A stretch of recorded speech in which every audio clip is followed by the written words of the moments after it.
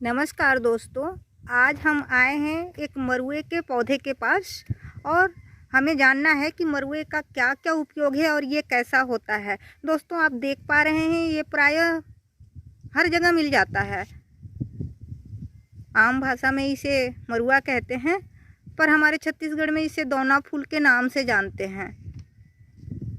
वैसे तो ये तुलसी के प्रजाति का है, पर तुलसी में थोड़ी धीमी खुशबू होती है, लेकिन मरुए में बहुत तीक्ष्ण खुशबू होती है।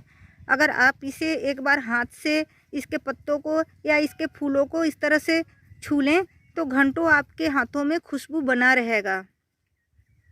इसके तीक्ष्ण खुशबू के वजह से ही कहा जाता है दोस्तों कि जब ये घर के आसपास इसका पौधा होता है तो घर में सांप नहीं आते, ऐसा लोगों का मानना है और सही भी है।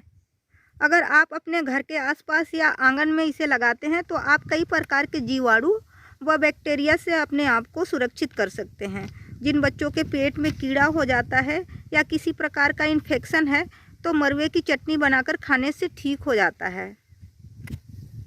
अगर बहुत छोटे बच्चे हैं जो चटनी नहीं खा सकते तो उनको आप कुछ पत्ते ले लें और उसे कूटकर उसका रस निकाल लें और 3-4 बूंद उन्हें चम्मच में डालकर पिला सकते हैं। इससे उनके पेट के जो कीड़े की समस्या होती है वो दूर हो जाएगी।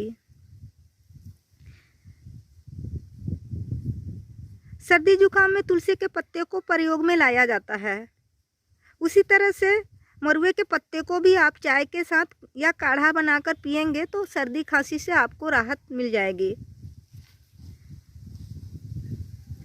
कई लोगों को मसूड़े में सूजन हो जाता है और मुंह से भी बदबू आती है। अगर किसी भी भाई या बहन के मसूड़े में सूजन है या किसी बच्चे के मसूड़े में सूजन है या किसी भाई बहन के मुंह से बदबू आ रही है, प्रायः कई लोगों के मुंह से बदबू आती है, तो वो एक काम करें, इसके कुछ पत्ते या कुछ इस तरह से फूलों को ले लें ऐसे, और इस तरह से ऐसे फूलों को ऐसे निकाल लें और इसको मुंह में दबा लें। कुछ पत्ते भी ले लें और फिर इसे मुंह में दबा लें।